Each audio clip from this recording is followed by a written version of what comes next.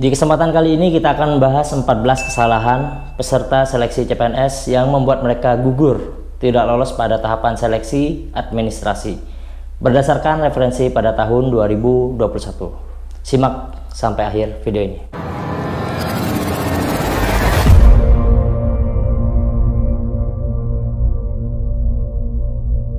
Bismillahirrahmanirrahim. Assalamualaikum warahmatullahi wabarakatuh. Sekarang udah tahun 2023 dan kembali lagi aku akan buat video mengenai persiapan untuk mengikuti seleksi CPNS, terutama formasi di lingkungan Kementerian Hukum dan HAM. Materi di dalam video ini berdasarkan referensi pada seleksi tahun 2021. Bisa jadi akan relevan ataupun bisa jadi nanti akan ada perubahan. Jadi kalian harus tetap menyimak peraturan dari tahun 2023 yang belum rilis ya, karena insya Allah bisa jadi nanti Kementerian Hukum dan HAM terus formasi untuk penjaga tahanan akan buka di tahun 2023. Kita doakan aja semoga buka gitu ya. Baik, kita akan langsung masuk ke pembahasan. Yang pertama, menggunakan materai yang diambil dari internet. Itu kesalahan yang pertama yang paling banyak ditemui oleh para verifikator, karena pada seleksi CPNS akhir-akhir ini kan memang udah menggunakan online ya untuk tahapan seleksinya. Online itu dalam artian gini, dokumen yang diminta itu dikumpulkan tapi bukan dikirim secara fisik langsung ke PO Box tertentu ya, melainkan nanti dokumen itu di scan, scanannya harus berwarna. Ini peraturan pertama. Terus yang kedua, nanti diupload di website yang diminta. Misalnya di Kementerian Hukum dan HAM itu di CPNS kemenkumham.go.id kayak gitu ya. Nah, banyak peserta yang mengakali dengan mengambil materai di internet, dan itu bahaya teman-teman. Kalau verifikatornya teliti dan jeli, itu bisa membuat kalian gugur. Kalau kalian gugur, maka konsekuensinya adalah kalian harus nunggu setahun atau 2 tahun lagi untuk mengikuti seleksi CPNS. Jadi menurutku jangan menggunakan trik ini ya. Belilah materai. Terus kita akan masuk yang kedua. Satu materai digunakan untuk 2 dokumen, yaitu dokumen surat lamaran dan surat pernyataan. Ini juga jadi kendala waktu verifikator melihat, meneliti materainya itu kan ada nomor serinya ya. Pas dicek, loh kok materai yang ini nomor seri ini dipakai di surat lamaran, habis itu ditemukan lagi di surat pernyataan. Ini juga banyak peserta yang mengakali seperti ini, hanya karena dokumennya itu di scan terus diupload online, akhirnya mereka mengakali dengan satu materai aja cukup, padahal ini bahaya. Ini juga bisa menyebabkan kalian gugur. Hati-hati ya. Kalau memang ada 2 materai untuk 2 dokumen, maka belilah 2 materai. Terus yang nomor 3, tidak melampirkan SK domisili ketika mendaftar di luar provinsi KTP kalian. Jadi misalnya ada peserta dari Surabaya, Provinsi Jawa Timur, daftar di Kanwil Jawa Timur ya, harusnya kan begitu, ketentuan dari formasi Kementerian Hukum dan HAM. Tapi dia daftar di Jawa Tengah, maka peserta itu wajib melampirkan SK domisili yang menerangkan bahwa dia itu sekarang berdomisili di Jawa Tengah. Ketika nggak melampirkan, otomatis kalian gugur. Selanjutnya yang nomor 4, tidak mengunggah foto atau scanan KTP dan SK domisili dalam satu file dalam bentuk JPG. Ini juga yang sering jadi kendala. Kemarin kan banyak peserta yang nanya, gimana caranya upload dokumen SK domisili, sedangkan di dalam uploadan itu hanya ada satu file. Dan jawabannya adalah eKTP kalian itu harus di-scan berbarengan dengan SK domisili dalam bentuk format JPG. Ini foto KTP, ini SK domisili. Barulah nanti diupload di kolom yang diminta di website tempat kalian mendaftar. Terus nanti ada yang nanya nih, kalau misalnya domisilinya udah berganti tapi masih satu provinsi, awalnya tinggal di Surabaya, kemudian berdomisili di Tuban, itu kan masih Jawa Timur, itu nggak masalah, nggak perlu menyertakan SK domisili. Terus kita lanjut ke yang nomor 5. Keterangan tinggi badan tidak memenuhi syarat atau tidak ditulis. Misalnya udah memenuhi syarat tapi nggak ditulis sama dokternya nih, lupa nih. Nah, itu kalian harus minta untuk ditulis. Contohnya nih, perempuan itu kan minimal 160 cm. Minimal 160 cm untuk perempuan pada seleksi 2021. Nah, ketika kalian memeriksakan diri ke dokter pemerintah atau RS pemerintah, tingginya 159, otomatis kalian langsung auto gugur. Jadi pastikan dulu tinggi kalian memenuhi syarat, dan yang kedua cek dulu tinggi badan dan berat badannya, ditulis di lampiran SK sehatnya. Apakah berat badan mempengaruhi? Untuk peraturannya tidak.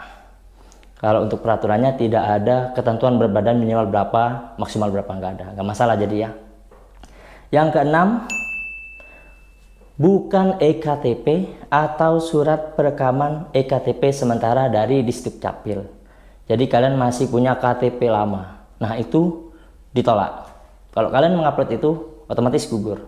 Kalau kalian nggak punya EKTP sekarang, belum punya, maka segera ngurus surat perekaman EKTP sementara yang diterbitkan nanti oleh Disdukcapil. Nanti akan dapat surat tuh ya.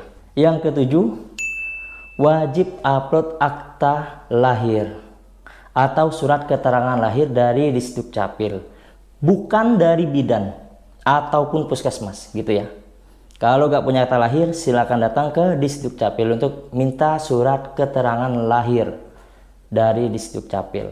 Yang kedelapan, scan-nya harus berwarna. Seperti yang di awal aku bilang, nggak boleh hitam putih, semuanya harus berwarna. Gimana kalau KK, kartu keluarga itu kan format yang terbaru kan hitam putih, boleh nggak? Boleh, karena emang formatnya udah kelihatan nih kalau KK yang terbaru hitam putih.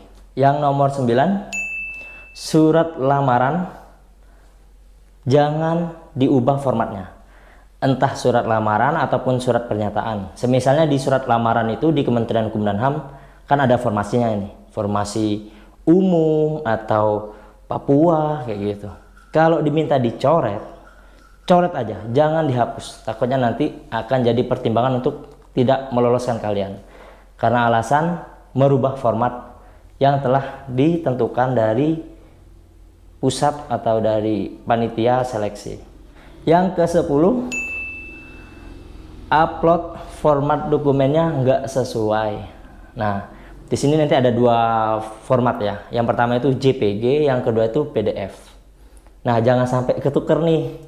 Apa aja tuh yang JPG yang akan diupload nanti saat seleksi administrasi berdasarkan referensi tahun 2021. Yang pertama JPG. JPG itu isinya surat keterangan sehat dari dokter pemerintah atau LS atau TNI Polri kayak gitu. Terus tahun 2021 itu karena banyak antrian ya, membludak ya.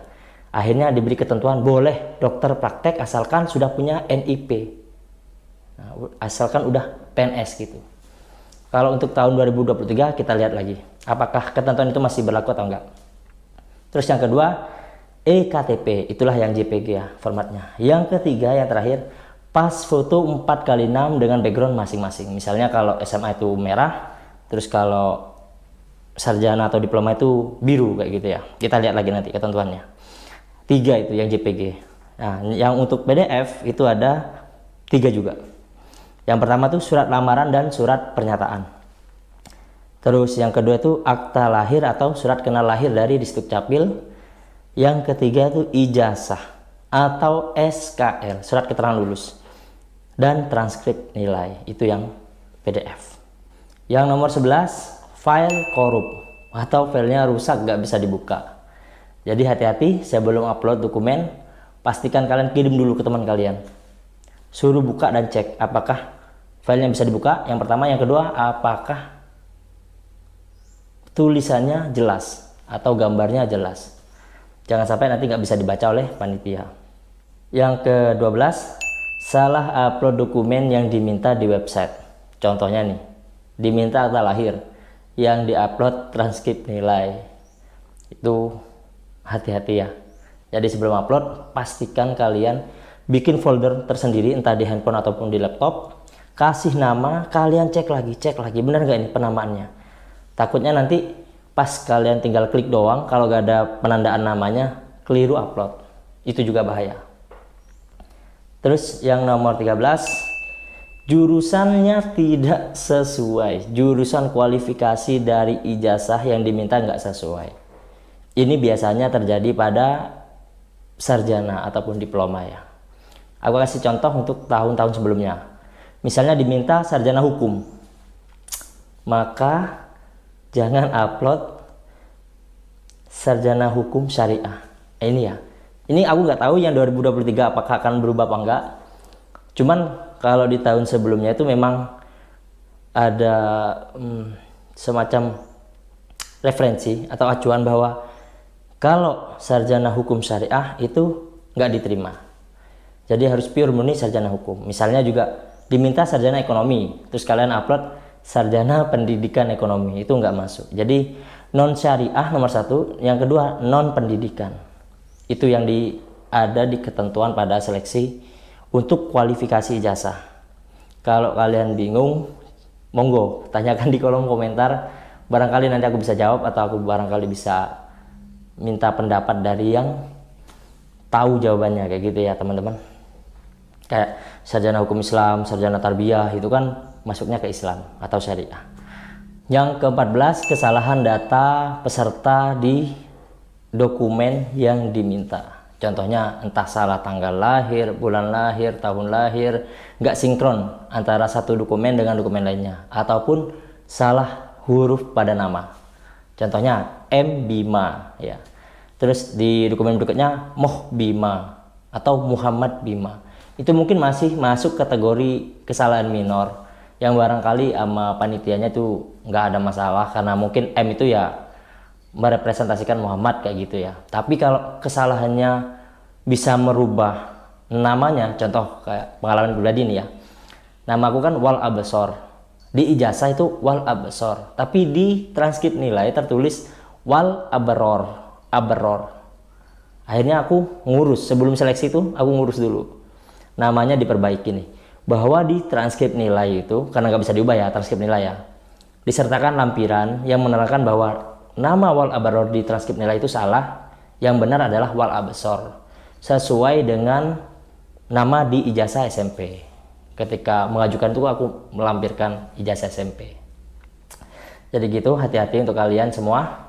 Udah itu aja. Barangkali nanti ada materi terbaru terkait seleksi administrasi atau terkait kesalahan peserta di dalam seleksi administrasi, entah bikin video lagi ataupun aku sertakan di kolom komentar. Jadi kalian cross check aja. Baik, untuk kedepannya aku bahas materi apa lagi nih? Silahkan kalian kasih inspirasi, taruh di kolom komentar biar aku bahas di video berikutnya, insya Allah. Oke, sekian dari aku, semoga bermanfaat. Wassalamualaikum warahmatullahi wabarakatuh.